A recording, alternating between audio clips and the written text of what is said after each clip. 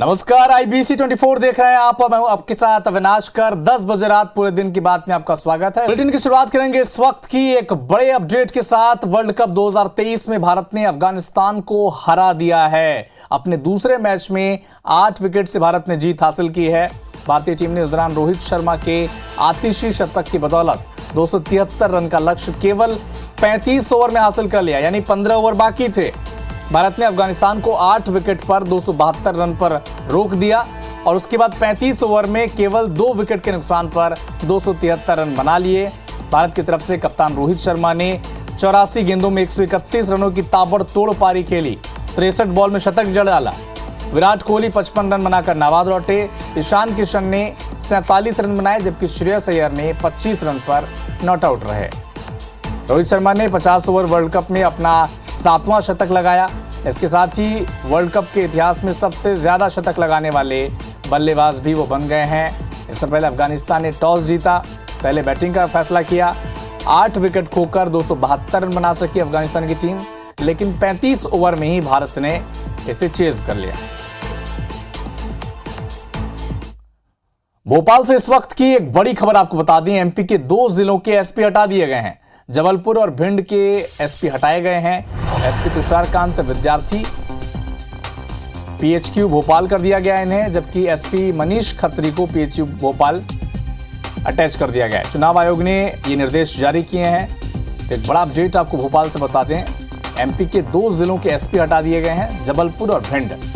SP Tusharkant विद्यार्थी और SP Manish Khatri, इन दोनों को पीएचक्यू भोपाल में अटैच किया गया है।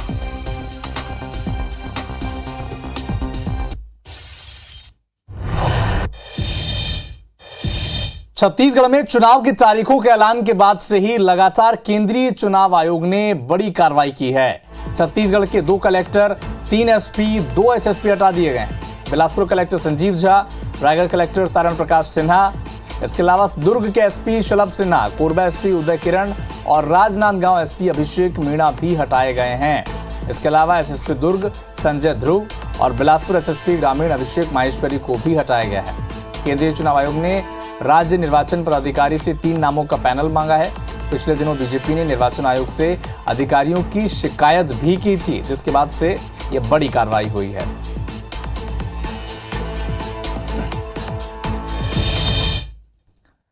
बीजेपी से टिकट नहीं मिलने के बाद जशपुर से बीजेपी के पूर्व मंत्री गणेश राम भगत का दर्द छलक पड़ा।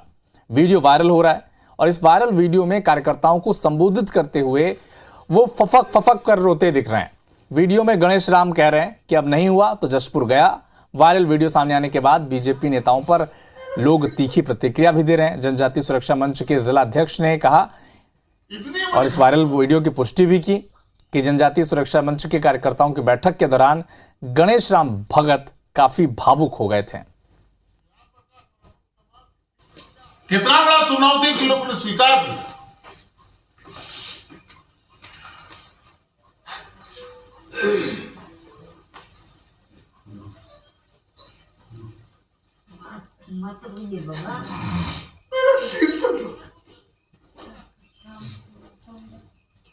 इतनी बड़ी घटना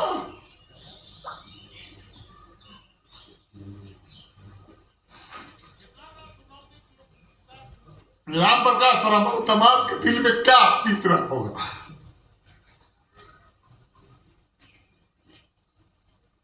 हम सीरियसली नहीं ले रहे।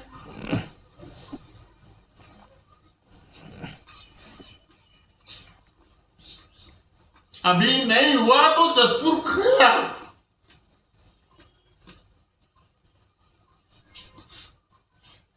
ये शक्ति हमको पैदा करना पड़ेगा। इधर छत्तीसगढ़ में बीजेपी उम्मीदवारों की लिस्ट जारी होने के बाद टिकट के दावेदारों का दर्द लगातार सामने आ रहा है। इसी कड़ी में सुकमा के बीजेपी पूर्व जिलाध्यक्ष पार्टी पर भेदभाव के आरोप लगाए हैं।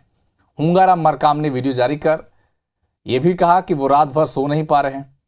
3 साल तक कवासी लखमा से मुकाबला किया, लेकिन पार्टी ने उन पर भरोसा तक नहीं किया। छत्तीसगढ़ के सभी प्रत्याशियों को बधाई देता हूं, लेकिन कोंटा में मेरे साथ भेदभाव हुआ। कल रात भर मैं नहीं सो पाया। अभी तक लोग मेरे क्षेत्र के सभी कार्यकर्ता मिलने आ रहे हैं। बहुत निराश है यहाँ के प्रत्याशी को लेकर। भारतीय जनता युवा मोर्चा यानी बीजेवाईएम के राष्ट्रीय अध्यक्ष तेजस्वी सूर्या रायपुर दौरे पर रहे। यहां बीजेवाईएम द्वारा आयोजित परिवर्तन उद्घोष कार्यक्रम में शामिल हुए। कार्यक्रम में प्रदेश के सह प्रभारी नितिन नवीन, प्रदेश अध्यक्ष अरुण साव, पूर्व मुख्यमंत्री रमन सिंह, सांसद सुनील सोनी समेत कई नेता मौजूद रहे। इस दौरान सूर्या ने कहा कि प्रदेश के युवा सीएम को सत्ता से बाहर करेंगे ताकि वे घर में बैठकर आराम से कैंडी क्रश खेल सकें।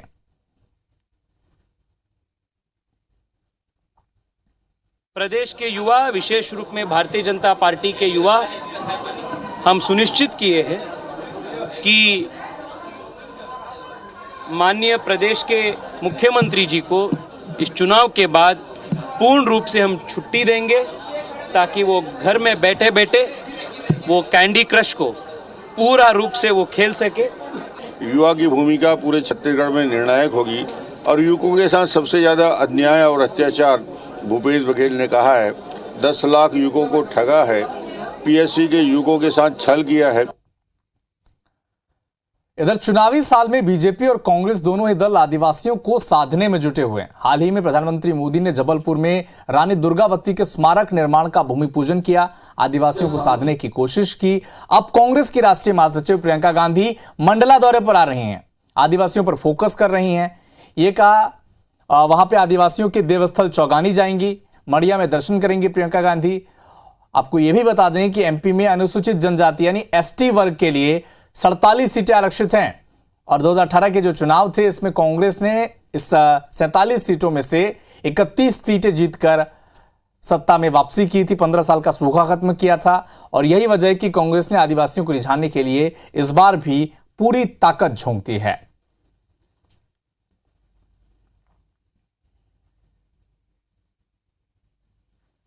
आदिवासी प्रेम तो निसंदेह हमारा आदिवासियों से प्रेम है और हमने कभी भी आदिवासी जो हमारा वर्ग है उसको वोट बैंक के तौर पे नहीं देखा।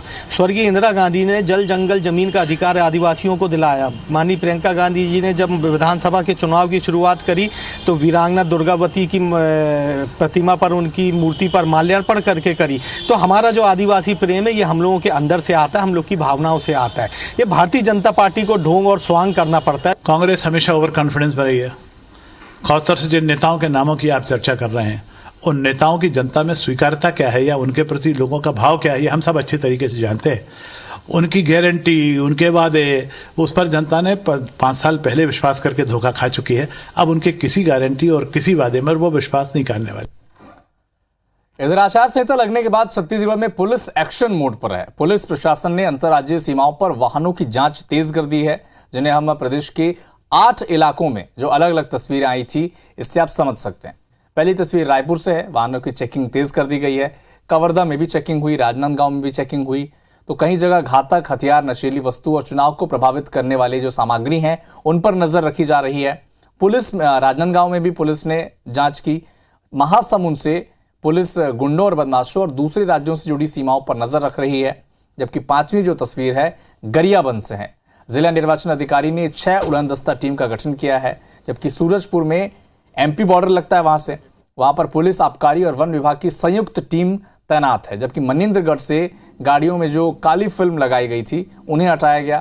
जबकि पेंड्रा में एमपी के वेंकटनगर और छत्तीसगढ़ के खैर झीटी बॉर्डर में जो जांच है वो अब तेज कर दी गई है। चुनावी वक्त में महत्वपूर्ण मीटिंग के दौर में राज्य के मुख्यमंत्री जी का कैंडी क्रश प्रेम खेलना सोशल मीडिया प्लेटफॉर्म एक्स पर एक बड़े सियासी अखाड़े का रूप ले चुका है। कैंडी क्रश के बहाने कमीशन खोरी, करप्शन गेम से लेकर सदन में अश्लील क्लिप देखे जाने वाले पुराने वीडियोस को अब खोज खोज कर दिन भर बहस का मोर्चा बनाया जा रहा है। इस पर बहस की जा रही है, लेकिन आखिर क्यों? क्या वास्तव में इतनी गंभीर बात है या फिर एक हल्की टिप्पणी को दिल पर ले लिया गया है? इस रिपोर्ट के जरिए आपको समझाते हैं। छत्तीसगढ़ में घोर चुनावी टाइम पर मोस्टली टाइम पास के लिए खेले जाने वाले गेम कैंडी क्रश खेलने पर बहस छिड़ी हुई है। मंगलवार रात राजीव भवन में कांग्रेस स्क्रीनिंग कमेटी की बैठक से पहले सीएम के कैंडी क्रश खेलते हुए एक तस्वीर वायरल हुई, जिसे बीजेपी आईटी सेल ने पोस्ट करते हुए कमेंट किया कि भूपेश जी निश्चिंत हैं, उन्हें पता है कि कितनी भी माथापच्ची कर लें सरकार तो आनी नहीं, इसीलिए प्रत्याशी चयन से संबंधित बैठक में ध्यान देने के बजाय कैंडी क्रश खेलना उचित समझा।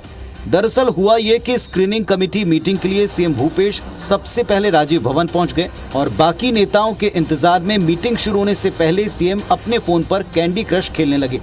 मीटिंग की तस्वीर सामने आते ही भाजपा ने सोशल मीडिया पर इसे पोस्ट कर सवाल उठा दिया। तस्वीर पर विपक्ष की यंग ब्रिगेड से लेकर वरिष्ठ नेताओं तक ने जमकर तंज कसा। देखिए, जनता अब मुख्यमंत्री जी को भौरा, पिट्ठू और कैंडी क्रश खेलने के लिए ही घर में बैठाने वाली है। कल मुख्यमंत्री जी को भी पूरी जानकारी है कि वो वापस नहीं आ रहा है, इसलिए कांग्रेस पार्टी के टिकट स्क्रीनिंग कमेटी के मीटिंग में कैंडी क्रश खेलते हुए बिजी है। तो हमने कहा कि आने वाला 5 साल बहुत वक्त मिलेगा ये सब गेम के लिए।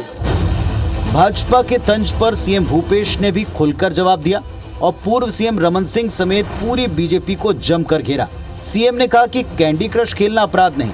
उन्होंने कहा, हैरान हूं कमीशन का गेम खेलने वालों को गेड़ी चढ़ने, भौरा चलाने, छत्तीसगढ़िया ओलंपिक कराने के बाद अब मेरे कैंडी क्रश खेलने से भी दिक्कत है।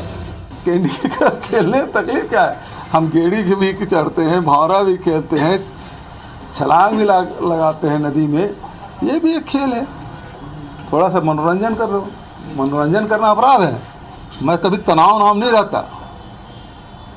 ये भारतीय जनता पार्टी के लोग चुनाव आते ही सक्रिय होते हैं।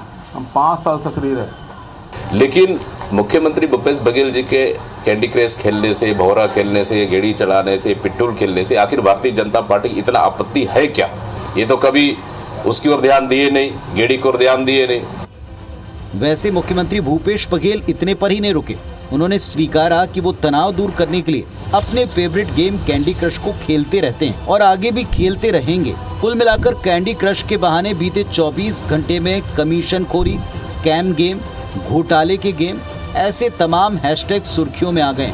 सीएम और पूर्व सीएम के बीच के एक्स वॉर में दोनों खेमे आग उगलते नजर आए। बहरहाल सियासत के इस खेल में माहिर खिलाड़ी चाहे जो साबित हो, लेकिन दलों को ये नहीं भूलना चाहिए कि उनके खेल में आम जनता कहीं खिलौना बनकर न रह जाए। सौरभ सिंह परिहार, IBC 24, रायपुर। अब से ठीक 35 दिन बाद एमपी प्रदेश को मध्य प्रदेश को सरकार चुननी है। इससे पहले सीएम शिवराज सिंह चौहान का एक वीडियो सियासत के केंद्र में है। बात बनते बिगड़ते इस बात पर आ गई कि गंगा जल पर बीजेपी सरकार ने जीएसटी लगा दी। कांग्रेस इसे चुनावी मुद्दा बनाने की पूरी कोशिश कर रही है। तर्क ये दिया जा रहा है कि धर्म के नाम पर तो राजनीति करते हैं, लेकिन गंगा जल पर जीएसटी लगा देते हैं। इसका जवाब ये आया कि हर बात को राजनीति से जोड़कर देखना कांग्रेस की पुरानी आदत है। माँ नर्मदा और माँ गंगा इनको माफ करने वाली नहीं है। अब कमलनाथ जी हर चीज को राजनीति से जोड़ते हैं। अब उनसे उम्मीद करें कि वो गंगा जी चले जाएं तो संभव ही नहीं है। गंगा किनारे बैठे शिवराज सिंह चौहान की इस तस्वीर पर मध्य प्रदेश में खूब सियासत हो रही है। राजनीति का निचला स्तर दिखा, आरोप कांग्रेस पर लगा, कांग्रेस ने किनारा किया, फिर बात गंगा जल पर लगने वाले टैक्स पर आ गई। पूर्व मुख्यमंत्री ने वर्तमान मुख्यमंत्री से कहा कि कैमरा लेकर शांति की तलाश में जिस गंगा किनारे आप बैठे हैं, उसी गंगा जल पर टैक्स लगाकर भाजपा की सरकार ने धार्मिक भावनाओं के साथ खिलवाड़ किया है। गंगा जल पर 18% जीएसटी लगाया, इसलिए वहाँ बैठ के पश्चाताप कर रहे हैं, वो मुझसे गलत हो गया। तो माँ नर्मदा और माँ गंगा इनको माफ़ करने वाली नहीं है, इसीलिए इनकी हालत खस्ता है। और खुद ही इसलिए कह रहे हैं कि मैं लोगों को बहुत याद आऊँगा जब मैं चला जाऊँगा, तो उनका जाना तय है। असल में गाय, मठ, मंदिर और सनातन के मुद्दे के बाद मध्य प्रदेश की सियासत में अब गंगा जल की एंट्री हो गई है। कांग्रेस गंगा जल पर जीएसटी लगाए जाने के फैसले के बाद मध्य प्रदेश में बीजेपी की खिंचाई कर रही है। कांग्रेस की तरफ से वोटर्स को ये बताने की कोशिश हो रही है कि सनातन मान्यताओं पर चलने का दावा करने वाले मंदिरों में घोटाले कर रहे हैं और गंगा जी जैसे पवित्र जल पर टैक्स लगाकर हिंदुओं को छल रहे हैं। इसका जवाब बीजेपी की तरफ से गृह मंत्री नरोत्तम मिश्रा ने दिया।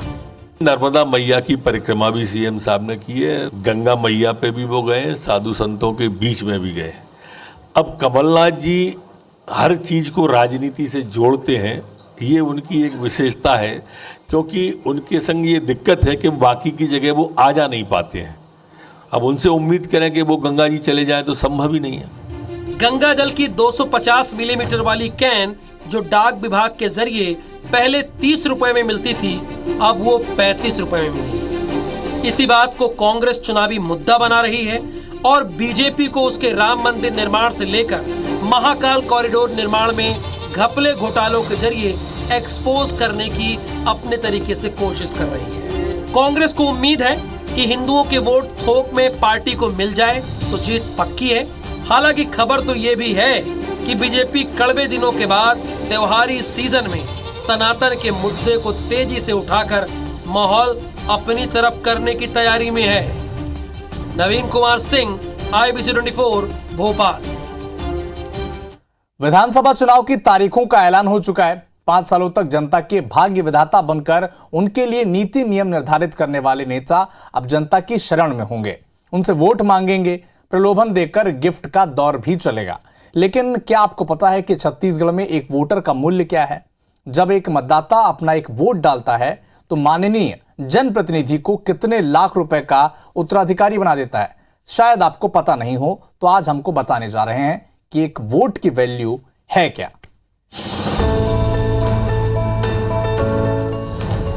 एक 1000, 10,000, 1 लाख या 10 लाख। क्या आप अपने एक वोट की कीमत जानते हैं? क्या आपने कभी इस बारे में सोचा नहीं? अगर नहीं सोचा तो चलिए आपको एक वोट का मोल बताते हैं, जिसके बाद आप निश्चित रूप से हैरान हो जाएंगे। इसे समझने के लिए पहले आपको जानना होगा छत्तीसगढ़ का सालाना बजट कितना है, कितने वोटर्स हैं। इस साल छत्तीसगढ़ का बजट 1.21 लाख करोड़ रहा और सालाना 10% ग्रोथ के आधार पर नई सरकार 2024-25 से लेकर 2028-29 के बीच करीब 9 लाख करोड़ रुपए खर्च करेगी। यानी करीब 2 करोड़ वोटर जो सरकार बनाएंगे वो 9 लाख करोड़ खर्च करने का अधिकार रखेगी। मतलब एक वोटर अपने स्तर पर सरकार को 4.5 लाख खर्च करने का अधिकार देगा, जो एक वोट की कीमत है। 9 लाख करोड़ रुपए खर्च कर रही है, उसके लिए हम वोट कर रहे हैं, ये हमको समझना बहुत जरूरी है। हम मान लें कि पूरे सभी वोटर जितने वोट कर रहे हैं तो ये उनके वोट का मूल्य आ जाएगा लगभग जो है 4.5 लाख रुपए। चलिए अब आपको एक लेवल और ऊपर ले चलते हैं। 4,50,000 रुपए का मूल्य तो प्रदेश के हर उस वोटर का है जिनका नाम मतदाता सूची में दर्ज हो चुका है। लेकिन 25% वोटर्स तो वोट डालते ही नहीं है। अगर यही ट्रेंड इस बार के चुनाव में भी रहा तो एक वोट की वैल्यू होगी 6 लाख रुपए। अब इसी जगह जो लोग वोट नहीं डालते हैं उनका नुकसान भी समझ लीजिए। 25% जो लोग हैं उन्होंने तो वोट ही नहीं दिया। तो उनने वोट नहीं दिया तो इसका मतलब है लगभग सरकार जो खर्च कर रही है लगभग 9 लाख करोड़ से यदि आप निकाल लें, मतलब 2.25 लाख करोड़ रुपए की राशि के लिए यानी कोई वोटिंग नहीं हो रही है। यानी अब आप सरकार को खर्च करने में सरकार कैसे खर्च करे, क्या योजनाएं बनाए, राज्य की विकास किस दिशा में होना चाहिए, इसके लिए आपकी सहभागिता नहीं है जो वोट नहीं कर रहे हैं। अगर आप किसी वीआईपी नेता के विधानसभा के वोटर हैं तो आपके एक वोट की वैल्यू 1 करोड़ की है। चौंकिए मत, यही सच है। इसे एक उदाहरण से समझिए। किसी नेता को 1 लाख वोट मिले और वो शिक्षा मंत्री बन गए। प्रदेश के शिक्षा विभाग का सालाना बजट करीब 20,000 करोड़ का होता है। यानी 5 साल में ये मंत्री 1 लाख करोड़ रुपए खर्च करने का अधिकारी होगा। यानी उन्हें मिले हर वोट की वैल्यू 1 करोड़ रुपए होगी। क्योंकि मंत्री एक उतने बड़े सरकार का जो व्यय है, जो विभाग है, वो उनके अधीन रहता है। तो आप कोई एक ऐसा विधायक चुन रहे हैं जो मंत्री बन रहा है, तो आपका 4.5 लाख रुपए या 6 लाख रुपए आप यदि इसको 15-20 गुना यदि बढ़ा दें तो लगभग वो 1 करोड़ तक पहुंच जाता है। प्रदेश के युवा वोट के इस अर्थशास्त्र को समझकर हैरान हैं, तो चुनाव सुधार को लेकर दशकों से लड़ाई लड़ रहा संगठन ADR का कहना है कि अगर वोटर को उनके वोट वैल्यू समझा दी जाए तो मजबूत लोकतंत्र की दिशा में बहुत बड़ा काम होगा। नॉर्मल वोटर की तरह अगर सोचे तो नॉर्मली ये चीज़ कैलकुलेट करना किसी भी काम इंसान के लिए उतना पॉसिबल नहीं हो पाता डे टू डे लाइफ में। तो अराउंड की 4.5 से 6 लाख रुपए के आसपास एक वोट की वैल्यू, एक एवरेज में कह के चलो। तो मेरे हिसाब से मैं डेटा एनालिसिस अभी किए हैं तो उसके हिसाब से अगर कोई मंत्री आपका विधायक आगे जाके मंत्री बनेगा तो एक वोट का वैल्यू 1 करोड़ हो सकता है। अगर हम इस वैल्यू को ध्यान में रखते हुए हम ये क्वेश्चंस करेंगे जो भी कॉन्स्टिट्यूएंसी से हम सेलेक्ट करने वाले हैं एमएलए, तो हमें उनसे क्वेश्चन करना चाहिए कि ये डेवलपमेंटल इश्यूज पे वर्क करेंगे या नहीं करेंगे।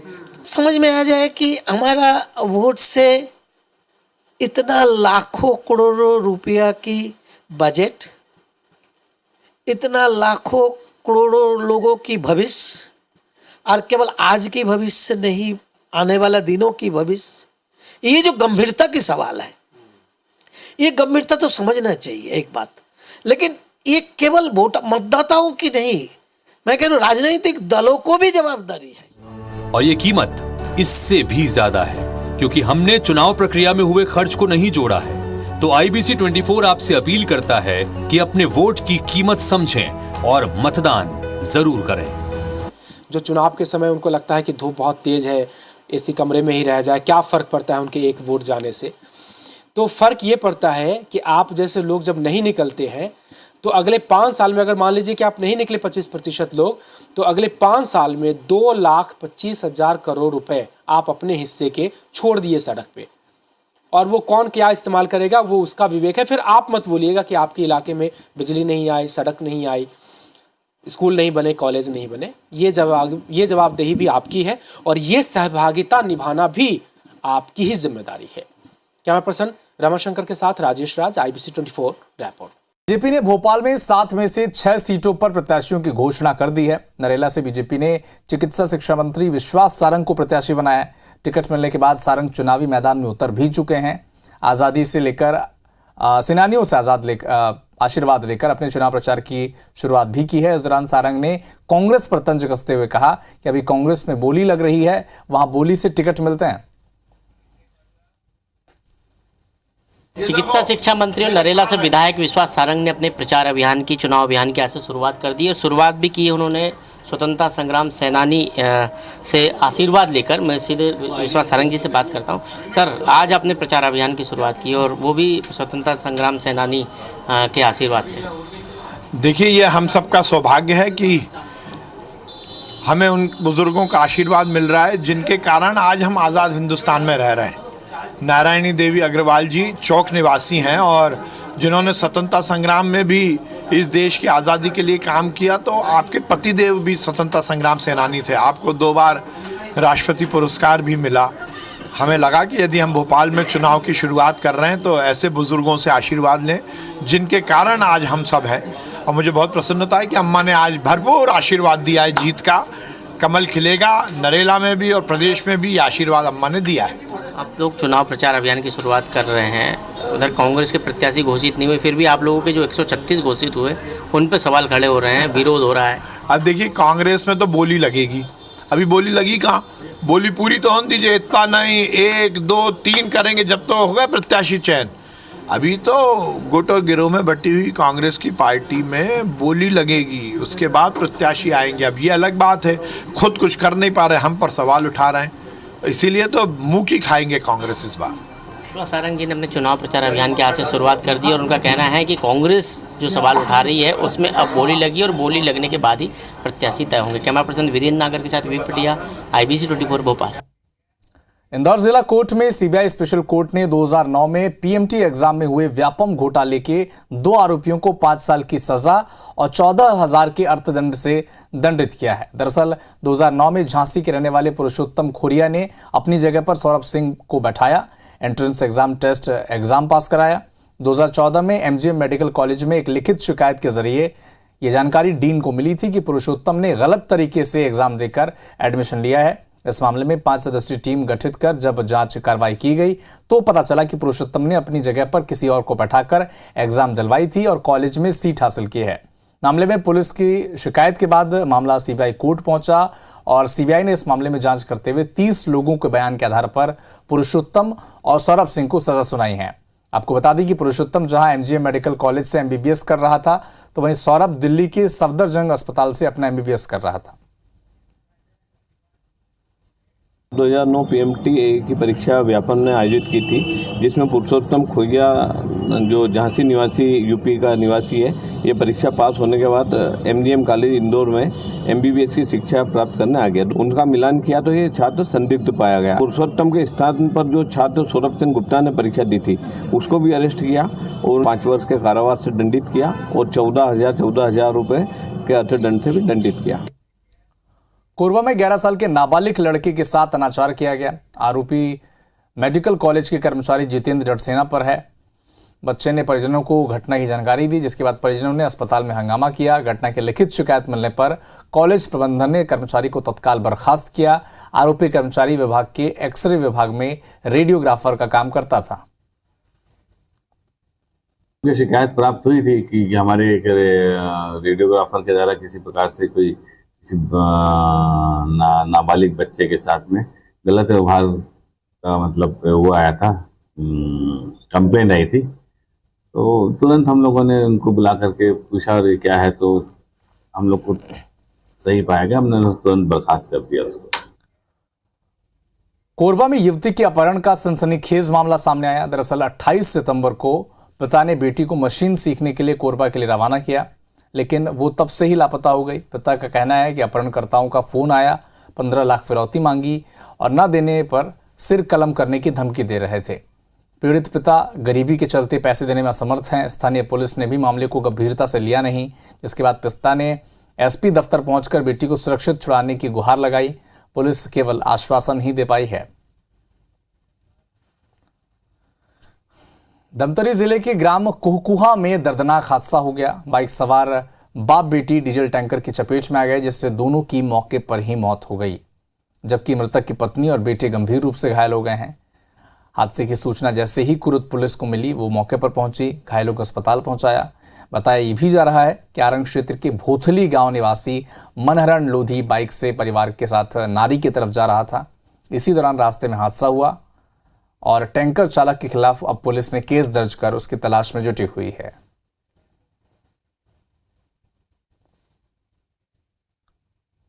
मनहरण लोधी अपने परिवार के साथ अपने ग्राम जा रहा था और एक वाहन के द्वारा, टैंकर के द्वारा उसको ठोकर मार दिया गया, जिससे वाहन दुर्घटनाग्रस्त हो गया। मौके पर ही मनहरण लोधी और उसकी पुत्री की मृत्यु हो गई है।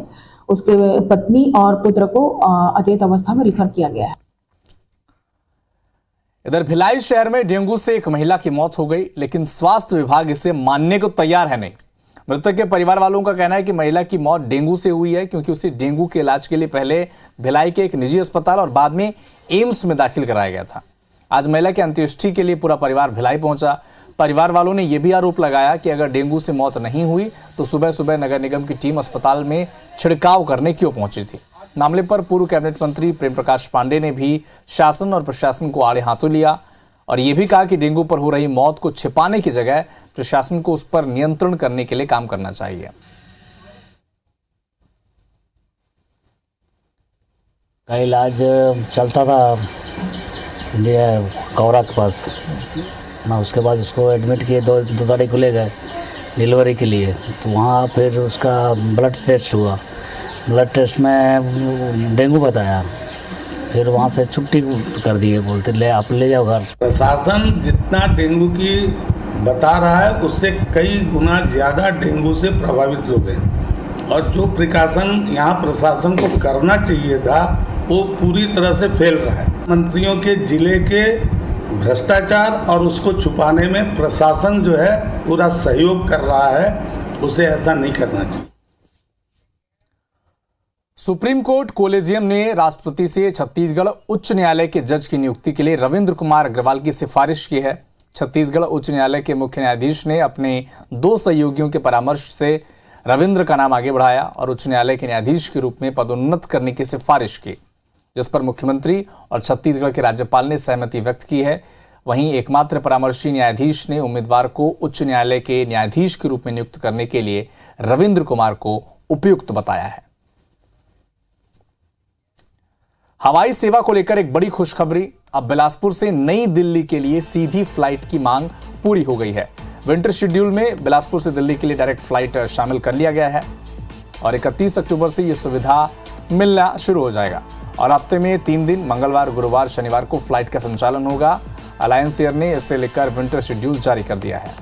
बताया जा रहा है कि प्रयागराज के लिए भी विमान में सेवा इन्हीं दिनों में उपलब्ध रहेगी। एक ही विमान बिलासपुर को इन दोनों शहरों से कनेक्ट करेगी।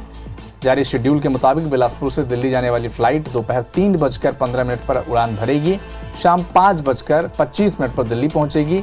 वहीं सुबह 9 बजे दिल्ली से उड़ान भरकर 11:15 बजे बिलासपुर पहुंचेगी। इसके बाद यही विमान बिलासपुर से दोपहर 11:15 बजे प्रयागराज के लिए उड़ान भरेगी और दोपहर 1 बजे पहुंच जाएगी। वापसी में दोपहर 1:30 बजे प्रयागराज से उड़कर 2:45 बजे बिलासपुर पहुंचेगी। बिलासपुर की अटल यूनिवर्सिटी से अलग होकर बनी नंद कुमार पटेल यूनिवर्सिटी स्थापना के 4 साल बाद भी अब तक खुद का भवन तैयार नहीं कर पाई है। जमीन नहीं मिलने के चलते यूनिवर्सिटी से यूटीडी यानी टीचिंग डिपार्टमेंट शुरू नहीं हो पाया है। ऐसे में स्टूडेंट्स दाखिले के दौरान सीटों की समस्या से जूझ रहे हैं। लेट लतीफी के लिए बीजेपी ने राज्य सरकार को जिम्मेदार ठहराया, जबकि बीजेपी कह रही कि राज्य सरकार शैक्षणिक सुविधाएं शुरू करने की दिशा में कोई ठोस कदम नहीं उठा पाई, जिसके चलते रायगढ़, जांजगीर जिले के छात्र छात्राओं को योजना का लाभ नहीं मिल पा रहा है। इनको भूमि अधिग्रहण करके यूनिवर्सिटी को एक बड़ा रूप देना चाहिए। भवन बन जाएगा तो क्लासेस चालू हो जाएंगी, इससे वहाँ पर पढ़ाई के लिए भी दिक्कत नहीं जाएगी और शिक्षा का क्षेत्र, कार्य क्षेत्र बढ़ेगा यहाँ पर रायगढ़ में। जिला प्रशासन से निवेदन किया है और उसको प्रक्रिया को हम लोग 98 एकड़ के करीब जमीन जो है रायगढ़ से लगती हुई सेंद्री पाली में और 105 एकड़ के करीब यहाँ जो उमरिया चिन्हांकित की गई है। विश्वविद्यालय शिक्षण विभाग के लिए हमने एक योजना बनाई है। 14 विभाग के लिए हमने प्रस्ताव राज्य शासन को भेजा है। जशपुर के सरकारी स्कूल में एक हेडमास्टर के शराब पीकर स्कूल में सोने और उत्पात मचाने का वीडियो सामने आया है। कांसाबेल ब्लॉक के प्राथमिक शाला केंदू टोला का यह वीडियो बताया जा रहा है, जहां पर आए दिन हेडमास्टर सुकेश्वर सिंह शराब के नशे में आते हैं, सो जाते हैं स्कूल में। कई बार शिकायत की गई शिक्षा विभाग को, लेकिन अब तक कोई कार्रवाई हुई नहीं, जिसके बाद पेरेंट्स और छात्रों में आक्रोश है इस मामले को लेकर। प्रधान पाठक सुकेश्वर सर रोज दारू पी के आते हैं और बैसाखी से मारते हैं और सबको गंदा गाली भी बकते हैं। विकास खंड अधिकारी को कई बार हम लोग आवेदन दे चुके हैं, 2 बार दे चुके हैं, दोनों बार का पौती है, कोई कार्रवाई नहीं हुआ है। बीओ भी आज तक नहीं आया है। उतना दिन तक हम लोग सिफारिश कर रहे हैं, आवेदन दे रहे हैं। संकुल प्रचार को निर्देशित किया हथगढ़ा के संकुल प्रचार को जाकर जांच करो और उसके ऊपर कार्रवाई के लिए हमारे पास जो भी सही पाया जाता है उसको भेजो। तो जांच रिपोर्ट भेजा है। ग्वालियर के चिड़ियाघर से एक बार फिर से दुखद खबर आई। सफेद शेरनी मीरा के एक और मादा शावक की मौत हो गई। दरअसल 5 महीने की मादा शावक पिछले 1 सप्ताह से बीमार थी। किडनी और फेफड़ों ने काम करना बंद कर दिया था। ऑक्सीजन पर उसे रखा गया था, लेकिन उसे बचाया नहीं जा सका। प्रारंभिक तौर पर डॉक्टर्स ने यह बताया कि लंग्स और किडनी उसके फेल हो गए थे। आज जो वेटनरी की टीम ने जो पोस्टमार्टम किया उसमें भी ये देखने को मिला कि इसके रेस्पिरेटरी सिस्टम में खास करके जो लंग्स था उसमें पल्मोनरी एडीमा था, जिसके कारण इसको रेस्पिरेटरी डिस्ट्रेस था और इसकी किडनी में इन्फ्लेम्ड मिली, तो किडनी भी इसकी इन्वॉल्वमेंट थी। तो मृत्यु का कारण इसका किडनी का इन्वॉल्वमेंट होना और पल्मोनरी एडीमा था। हाँ, वाइट टाइगर का बच्चा था 5 महीने का। पिछले महीने भी एक बच्चे की, इसी माँ की एक बच्चे की हुई थी पिछले महीने भी वो, और लेकिन ये अभी इस बार दूसरा हुआ। रायपुर में दुर्गा पूजा की तैयारियां अंतिम चरण पर है। बूढ़ापारा में केदारनाथ मंदिर की तर्ज पर भव्य पंडाल का बनाया गया है। 30 फीट में बने इस पंडाल में मां दुर्गा विराजेंगी और इसके साथ ही भगवान शिव भी विराजमान होंगे। पंडाल समिति के अध्यक्ष सुनील गायकवाड़ से खास बातचीत की हमारी संवाददाता सुप्रिया पांडे ने। राजधानी रायपुर में केदारनाथ मंदिर की तर्ज पर पंडाल तैयार किया जा रहा है। ये पंडाल आप देखेंगे कि बहुत ही खूबसूरत और बहुत ही भव्य तरीके से ये बनाया गया है। और पंडाल को बनाने का आइडिया कहाँ से आया, हमारे साथ पंडाल में मौजूद है कुछ लोग, उनसे बात करते हैं। भैया, अगर पंडाल की बात करें, किस तरह से बनाया गया है, क्या कॉन्सेप्ट रहा है?